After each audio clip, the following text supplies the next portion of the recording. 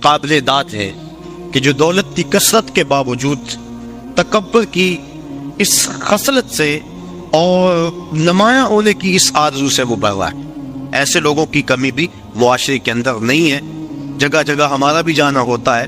کچھ لوگ ایسے ہوتے ہیں کہ دولت کی کثرت کے باوجود ان کے اندر عجز، خاکساری اور انسانی ہمدردی کے جو جذبے ہیں وہ قابل داد ہیں، اور میں ان پہ جتنی بھی داد ان کو دوں کم ہے۔ اللہ تعالیٰ ان کی عزتوں میں مزید فراوانی عطا فرمائے۔ گلی گلی کوچے کوچے ایسے لوگ بھی بکھرے ہوئے ہیں۔ حج کا یہ تیسرا مقصد تھا مساوات۔ حج کا چوتھا مقصد ہمیں ہمارے ماضی سے جوڑنا ہے۔ ہمارا جو ماضی ہے، ہماری جو تاریخ ہے، اس سے ہمیں جوڑنا، یہ حج کا چوتھا مقصد۔ آپ دیکھ لیجئے، ملاحظہ کر لیں پورے حج کو۔ ہم ملت خلیل سے ہیں اور ہمیں ماضی سے جوڑا گیا۔ طواف کعبہ ہے، پہلے چکر رمل کے لگائے جاتے۔ رمل کیا؟ جس طرح پہلوان اکھاڑے میں چلتا، تھوڑا سا ٹہل ٹہل کے کندھے چکا کے، اس طرح طواف کرو، پہلے چکر رمل کے لگاؤ۔ اللہ کا گھر اور اکڑ کے چلیں، لیکن تاریخ لوڑی تو یوں ماجرا سامنے آیا کہ فتح مکہ کے دن کافر چھتوں پہ تھے، مسلمان شب و روز ہجرت مدینہ کے بعد جنگوں کی محنت، دین کے لیے تگ و تاز اور جد و جہد میں مصروفیت کی وجہ سے سخت کمزور تھے۔ کافروں نے کہا دیکھو مکے میں تھے تو آسودہ تھے، یہاں سے چلے گئے نا تو دیکھو کیا حال ہو گیا۔ آقا کریم فرمایا ذرا تم تھوڑا سا ٹہل کے چلو تاکہ انہیں پتہ چلے ہم ماڑے نہیں تگڑے ہیں۔ ان کو دکھلانے کے لیے اس انداز کے ساتھ پہلے چکر رمل کے لگوائے اللہ کے گھر کے سامنے۔ اب کفار چھتوں پہ موجود نہیں ہوتے، علت ختم ہو گئی۔ جب علت ختم ہوئی تو معلول بھی ختم ہونا چاہیے تھا، لیکن علت ختم ہوئی، معلول ختم نہیں ہوا، چکر اسی طرح لگائے جاتے ہیں۔ وہ کافر نہیں دیکھ رہے، یار کی سنت کو تو ادا کرنا ہے نا۔ تو یہ ماضی سے ہمیں جوڑا جا رہا ہے، ہمارا ذہن پلٹ کے ادھر چلا جاتا ہے اور فتح مکہ کا منظر آنکھوں کے سامنے گھوم جاتا ہے اور اسلام کی شان و شوکت سمجھ میں آتی۔ اب طواف کر لیں تو حجر اسود کو چومنا ہے۔ حجر اسود ایک پتھر ہے سیاہ رنگت کا، اور اس کو بڑھ بڑھ کے چوما جاتا ہے۔ انسان اپنی اکلوتی اولاد کے لیے اتنی کشش نہیں پاتا اپنے دل میں جتنی اس پتھر کے لیے پاتا ہے۔ تو کیا کشش ہے اس پتھر میں؟ حضرت عمر فاروق طواف کرتے کرتے رک گئے اور کہا اے حجر اسود، میں تجھے کبھی نہ چومتا اگر میرے رسول نے نہ چوما ہوتا ہے۔ اب حجر اسود کے بعد آئیں مقام ابراہیم پہ آ کے 2 نفل پڑھے۔ اللہ تعالیٰ نے اس کو کہا کہ اس کو مصلی بنا لو، کیوں کہ اس پتھر پہ میرے خلیل علیہ السلام کے قدم لگے۔ میرے گھر کا طواف کر لیا، لیکن اگر محبت کی ریت سمجھتے ہو اتنی دیر تک طواف نہیں مانوں گا جتنی دیر تک تمہاری پیشانی وہاں آئے جہاں میرے یار کے قدم آئے۔ کہ اس کو مصلی بنا لو، قریب نماز پڑھو، سیدھ میں نماز پڑھ لو، قریب نماز پڑھ لو، اس کے آس پاس جہاں تمہیں جگہ ملتی ہے نماز پڑھ لو۔ یہاں نماز پڑھو گے اللہ تمہاری نماز قبول کرے گا، حج بھی قبول کر لے گا۔ ذرا غور کیجئے، اسلام نے تو پتھروں سے دور نہیں ہٹایا، پتھروں سے ہٹایا ہے، پتھر توڑے گئے، لیکن حجر اسود بھی پتھر، مقام ابراہیم بھی پتھر، ان پتھروں کے نیڑے کیا جا رہا ہے۔ پتھروں سے دور کیا، ان پتھروں کے قریب کیا جا رہا ہے۔ کہا یہ وہ پتھر ہیں جس پہ کسی کے قدم لگے ہیں، کسی کے لب لگے ہیں، اس لیے ان پتھروں کے قریب کیا جا رہا ہے۔ اب آگے آئیے، چاہے زمزم پہ چشمہ پھوٹ رہا ہے، پانی کھڑے ہو کے پیئیں، جو دعا مانگے پوری ہوگی، جس نیت سے پیئیں پوری ہوگی۔ دنیا کے اوپر جتنے بھی چشمے جاری ہیں، وہ کشمیر میں ہو یا دنیا کے کسی اور خطے میں، وہ چشموں کو جاری کرنے والا کون ہے؟ اور چاہے زمزم کو جاری کرنے والا کون؟ سب چشموں کا خالق اور جاری کرنے والا اللہ۔ تو اس چشمے کو بھی اللہ نے جاری کیا، باقی دنیا کے چشموں کو بھی اللہ نے ہی جاری کیا، لیکن اس چشمے کا پانی کھڑے ہو کے پیئے، اس کا پروٹوکول ہے، اعزاز ہے۔ باقی چشمے بھی اللہ کے جاری کردہ، اس میں کیا خصوصیت ہے؟ اس لیے کہ اس چشمے نے اللہ کے نبی کے قدموں کے بوسے لیے ہیں، حضرت خلیل کے فرزند ارجمن حضرت اسماعیل کے بوسے لیے، ان کے قدموں کے بوسے لیے۔ اور جس نیت سے پیو، علماء کہتے ہیں اس نیت کو اللہ پورا فرما دیتا۔ سین حرم میں بڑا ہجوم تھا، ایک بہت بڑے محدث آئے ہوئے تھے، لوگ ان کی زیارت میں بڑھتے تھے، رش بڑا تھا، جس مسافہ کرتا دھکا لگتا آگے چلا جاتا۔ پھر دوسرا آدمی آ جاتا، ایک آدمی نے دیکھا، اس کا جی چاہا کہ میں ان بزرگوں کے پاس چند لمحوں کے لیے بیٹھوں، چونکہ اللہ والوں کی صحبت بہت بڑی دولت ہے، اگر مل جائے تو غنیمت سمجھنا چاہیے۔ تو وہ چاہے زمزم پہ آئے، آب زمزم پیا، اور پھر بزرگوں کے پاس جا کے کہنے لگے ایک مسئلہ پوچھنے آیا ہوں۔ انہوں نے کہا پوچھو۔ کہا سنا ہے آب زمزم جس نیت سے پیو وہ نیت پوری ہو جاتی ہے، تو کیا یہ ٹھیک ہے؟ تو وہ محدث جن کے پاس ایک لمحہ بھی نہیں تھا، لوگ لائن میں آتے اور آگے جاتے، کہتے ہاں بالکل ٹھیک ہے۔ کہا پھر میں ابھی آب زمزم پی کے آیا ہوں، اور اس نیت سے پی کر آیا ہوں کہ آپ سے اللہ کے رسول کی 100 حدیثیں سنوں گا، یہ ہے میری نیت، اور ابھی میں پی کے آیا۔ تو وہ فرمانے لگے بیٹھ جا، پھر باقی کام بعد میں ہوں گے، پہلے 100 حدیثیں سن لیں۔ تو آب زمزم جس نیت سے پیا جائے وہ نیت پوری ہوتی ہے۔ کیا اعزاز ہے اس میں کہ اس نے اللہ کے نبی حضرت اسماعیل علیہ السلام کے قدم چومے۔ آگے آج صفا مروہ پہ میں یہ عرض کرنا چاہ رہا ہوں، آج کا مقصد ہے ہمیں ماضی سے جوڑا جا رہا۔ صفا مروہ 20 میل کی دوڑ ہے، اور 7 چکر میں 3.5 میل بن جاتے۔ حاجی تھکا ہوا ہوتا ہے، لیکن اس کو یہاں حکم ہے دوڑنے، اور وہاں عجیب مستی میں لوگ دوڑ رہے ہیں، بچے بھی، بوڑھے بھی، جوان بھی، مرد و زن، جن سے دوڑا نہیں جاتا وہ ریڑھیوں کے اندر کو ڈالا ہوا ہے، ان کو کھینچا جا رہا، وہ بھی دوڑ رہے ہیں۔ میلین اقدرین کے اندر تو جو ہے وہ عجیب سما ہوتا ہے، سروں کا سمندر نظر آتا ہے۔ دوڑنا بھی کوئی عبادت ہے، دوڑے جا رہے ہیں۔ مقصد کیا؟ حضرت ہاجرہ تو اس لیے دوڑی تھی کہ ان کو بیٹے کے لیے پانی چاہیے تھا، حاجی کی بغل میں پانی کی بوتل ہوتی ہے، اور وہ تو اس لیے دوڑی تھی کہ بیٹے کے لیے پانی کی تلاش تھی، اور یہاں حاجی کے ساتھ بیٹا بھی دوڑ رہا ہوتا ہے۔ ماں بیٹا، باپ بیٹا کٹھے دوڑ رہے، پانی کی بوتل بغل میں ہے لیکن دوڑ رہے ہیں۔ تو کیا یہ پانی کے لیے دوڑ رہے ہیں؟ نہیں۔ بیٹے کے لیے دوڑ رہے ہیں؟ نہیں، یہ تو محبوب کی ادا کو ادا کر رہے ہیں۔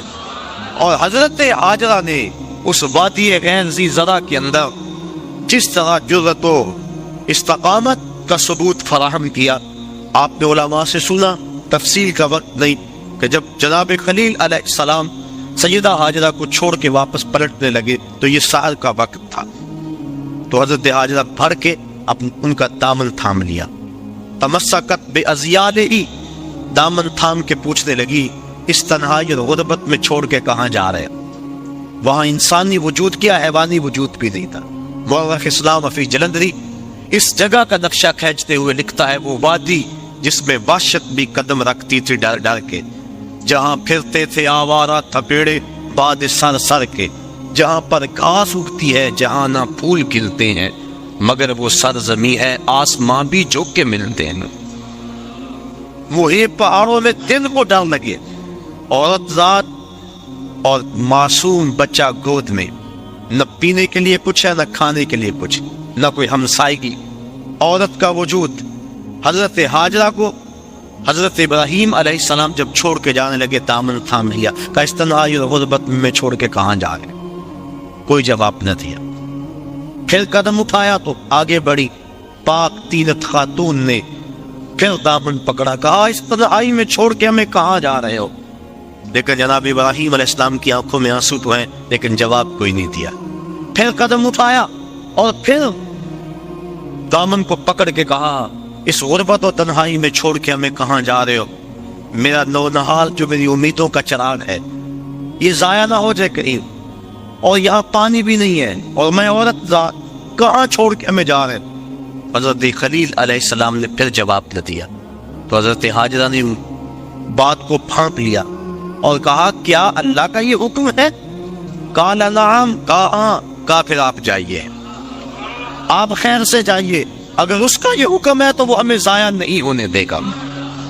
پھر ان پتھروں میں اللہ کی بندی حضرت ہاجرہ رکی، جہاں دن کو ڈر لگتا ہے، جہاں مردوں کے کلیجے اور پتے پانی پانی ہو جائیں، وہاں وہ خاتون رکی، عورت کا وجود، معصوم بچہ گود میں، تنہائی، غربت، کھانے کے لیے کچھ نہیں، پینے کے لیے کچھ نہیں، انسانی وجود کوئی نہیں، ہمسائیگی کوئی نہیں، حشرات الارض بھی نہیں پائے جاتے، زمین پہ گھاس بھی نہیں کی ہوئی، اور رات کا لمحہ حضرت خلیل چھوڑ کے جا رہے، کہا چاہیے آپ خیر سے جائیے، اگر اس کے حکم پہ چھوڑ کے جا رہے تو وہ ہمیں ضائع نہیں ہونے دے گا۔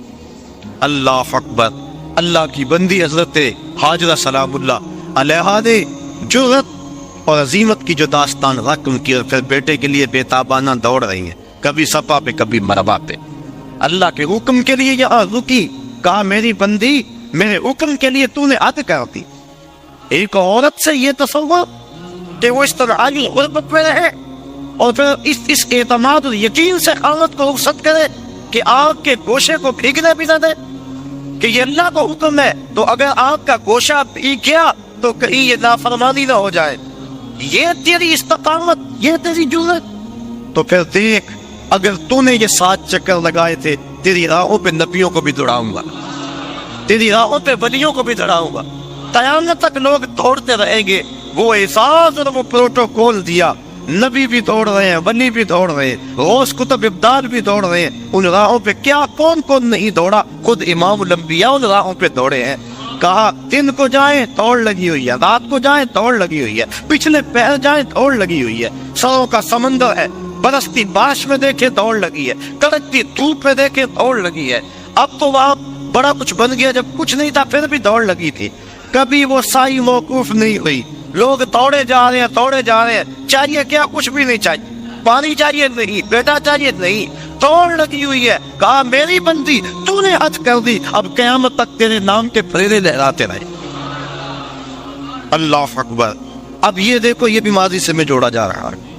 اب آگے بڑھ جائے، جب سائی مکمل کر لیں تو کسر کرائیں یا حلق کروائیں، سر منڈوا دیں۔ یہ سر کیوں منڈوایا گیا؟ اس لیے کہ بال اتر جائیں، پھر غسل ہوگا، آرام اتر جائے گا تو انسان ہلکا پھلکا ہو جائے گا، تر و تازہ ہو جائے گا، بال اتر جائیں گے۔ یہ مقصد اگر ہوتا تو جس کے بال ہوتے اس کو تو حکم دیا جاتا، لیکن حکم ہے ایک شخص پیدائشی طور پہ گنجا ہے، اس کے سر پہ ایک بال بھی نہیں ہے، اب اس کو حکم ہے کہ وہ خالی استدا لے اور اپنے سر پہ پھیرے۔ امراء موسیٰ للموسیٰ فی الحج، وہ لے استدا اور اپنے سر کے اوپر، جلد کے اوپر خالی پھیرے۔ کوئی اسے دیکھے یوں کرتا ہوا تو کہے گا کہ یہ اس کی عقل ٹھیک ہے، سر پہ تو بال بھی نہیں، استدا پھیر رہا ہے، بال ہو تو استدا پھیرے۔ تو وہ اسے کہے گا میاں بالوں کو اتارنے کے لیے استدا کوئی نہیں پھیرتا، یہ تو محبوب کی ادا کو ادا کیا جا رہا ہے۔ اللہ اکبر۔ دیکھ لیں پورا حج، دیکھ لیں رمی جمال، دیکھ لیں شیطان کو کنکر مارے جا رہے۔ حضرت ابراہیم، حضرت اسماعیل علیہ السلام کو تو نظر آیا تھا شیطان، حاجی کو نظر آتا ہے؟ اسلام تو ایک لمحہ بھی بے مقصد گزارنے سے روکتا ہے کہ ایک کام بھی بے مقصد نہ کرو۔ یہ شیطان نظر بھی نہیں آ رہا اور پھر بھی کنکر پھینکے جا رہے۔ حضور کا نام آتا ہے نا لبوں پہ، ہم چوم کے آنکھوں سے لگا لیتے۔ بس طبیعتیں معترض ہیں، ہم کہتے ہیں یار مسند فردوس دہلوی کی روایت ہے، حضرت آدم علیہ السلام جب چلتے تھے پیچھے آواز آتی تھی، پوچھا مالک یہ کیا ماجرا ہے؟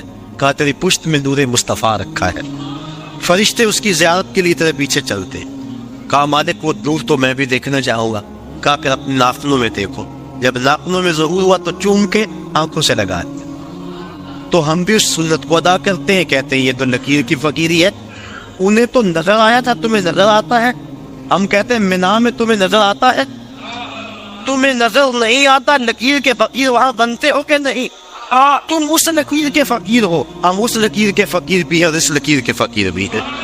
نظر آئے نہ آئے لیکن چوم کے آنکھوں سے لگاتے ہیں کہ یار کی سنت کو تو ادا کروائیے۔ تو پورا حج دیکھ لیں، ہمیں ہمارے ماضی سے جوڑا جا رہا ہے۔ یہ حج کا ایک جو ہے وہ بنیادی مقصد تھا۔ حج کے اور بھی کچھ مقاصد ہیں، لیکن وقت میرے سامنے اتنا ہے کہ اس کے دامن میں اتنی گنجائش نہیں کہ میں تفصیل سے کسی اور عنوان سے گفتگو کروں۔ صرف 2 جملے۔ حج ہو گیا، واجبات بھی ادا ہو گئے، سنن بھی ادا ہو گئے اس کے، اور اس کے اراکین بھی ادا ہو گئے۔ اب حج مکمل ہو گیا، اب کیا کریں؟ اعلیٰ حضرت فرماتے ہیں حاجی آؤ شہنشاہ کا روزہ، کعبہ تو دیکھ چکے، اب کعبے کا کعبہ نہیں۔ اللہ نے جن کو حج یا عمرہ نصیب کیا ہے اللہ انہیں بار بار نصیب کرے، اور جن کو یہ سعادت نصیب نہیں ہوئی انہیں بھی بار بار نصیب کرے۔ مدینہ شریف شمال بھی ہے مکہ المکرمہ سے، اور کعبۃ اللہ کا جو میزاب ہے، پرنالہ جسے کہتے ہیں، اس کا رخ ادھر ہے، شہر محبوب کی طرف۔ تو آن حضرت فرماتے ہیں حاجیو ذرا غور سے دیکھو کعبہ کیا کہہ رہا ہے، بازو نکال کے بتا رہا ہے اگر قبولیت کی مہر لگانی ہے تو مدینے چلے جاؤ۔ اللہ اکبر۔ تو حضور علیہ السلام کے روزے پہ حاضری دینا قریب واجب ہے، علماء نے لکھا۔ اور حضور نے ارشاد فرمایا من حج البیت ولم یزرنی فقد جفانی، جس نے حج بیت اللہ کیا اور میری زیارت کے لیے نہ آیا اس نے میرے اوپر ظلم کیا ہے۔